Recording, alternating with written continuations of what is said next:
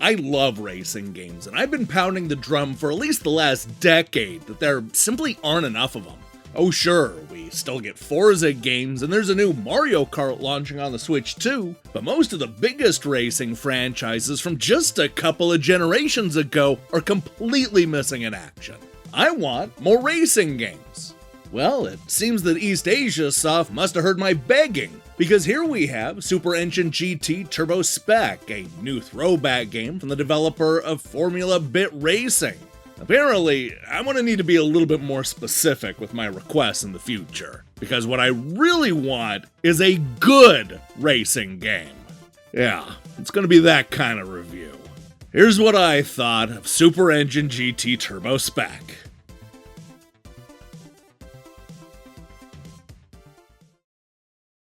Don't let the lengthy title fool you. Super Engine GT Turbo Spec is about as bare bones as a racing game can be. There are no upgrades, or tuning, or color swap, or anything that might soup up your car in any way at all. Instead, what you do is you pick a vehicle and then race through 32 short stages that, aside from a couple of trees and different colored tiles, all seem to look exactly the same. You don't earn any money, nor do you unlock any items or accessories or even decals. You just move on to the next race. Full stop.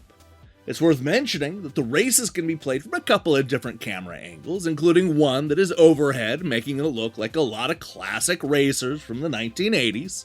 There's also a fixed perspective that reminds me a lot of games like RC Pro-Am. However, the default, and let's face it, the one you're going to stick with, is the most conventional. It's a camera that races right behind the player, like most driving games, but from a slightly higher up perspective. This makes swerving in and out of traffic a whole lot easier, maybe even too easy. One of the big problems that this game has is that the computer opponents just don't put up much of a fight. This is the kind of racing game where you always start out in last place, yet you'll almost always be in first place before you even get to the second lap. There are 4 different difficulty levels in all, each of which have 8 races to conquer. However, only the hardest set of courses offers anything even remotely challenging, which means that you're all but guaranteed to come in second or third. Who knows, you might actually have to play the stage multiple times to come in first. You know, unlike the rest of the game, where being in the winner's circle is almost always a sure thing. Now, I say that there are 32 different stages to race, but are they really that different? You see, it's not that the stages all blur together, but rather that most of the levels do nothing to differentiate themselves from the rest.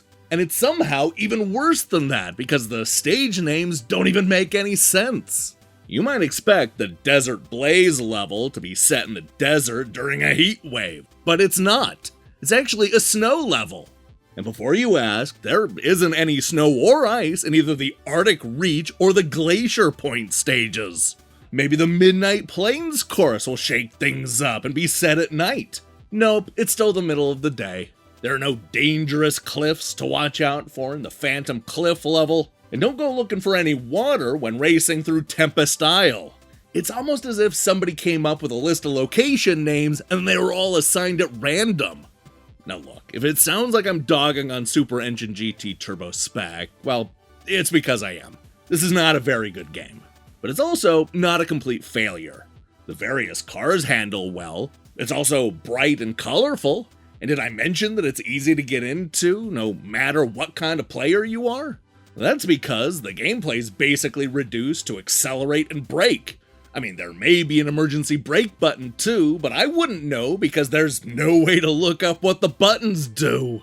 And speaking of obvious things that the game forgets to do, you also can't race against other people in Super Engine GT Turbo Spec. And it's not just that you can't go up against the rest of the world through online play, but rather that there's no multiplayer options at all, not even if you have a second controller. In fact, this game has no modes at all.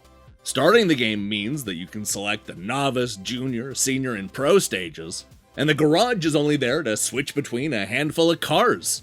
Even the settings are limited to the music and sound effects being on or off. This game is the very definition of bare bones. I don't know, perhaps you could make the case that Super Engine GT would be worth getting if there weren't other similar throwback racing games on home consoles. But there are a ton of them, almost all of which offer more modes, better gameplay, and even multiplayer support. It's not broken, and the races themselves are reasonably fun, but there's just absolutely nothing about this game that stands out in any meaningful way. Don't worry if you can't remember its long and misleading title, because honestly, there's no good reason to even think about Super Engine GT Turbo Spec ever again.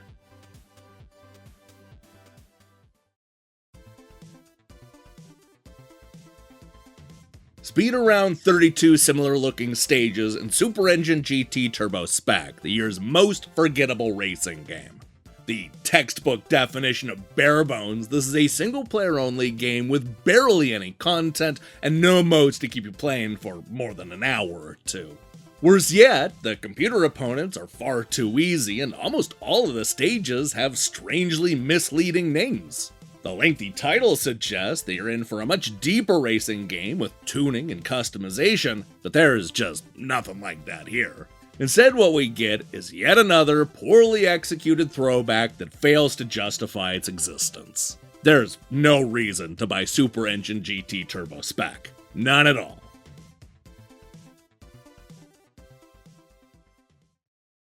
Hey, thanks for watching my review. If you liked what you saw here, then you should know that we post new reviews and features almost every day. In fact, this week, we've already reviewed 3 different games, and that's on top of ranking Doom's best and worst magazine covers. Now, here's the question I have for you. What's the worst racing game that you've ever played? Oh, this one isn't good, let me tell you, but it's probably not the worst. I've definitely played some that are barely controllable. Let me see your picks in the comments below. In other news, we're going to be back tomorrow with another Review Crew episode. Or maybe a review of Neon Apex. Or maybe both. I guess you'll find out on Friday. In the meantime, do me a favor and click that subscribe button and support what we're doing here. Until then.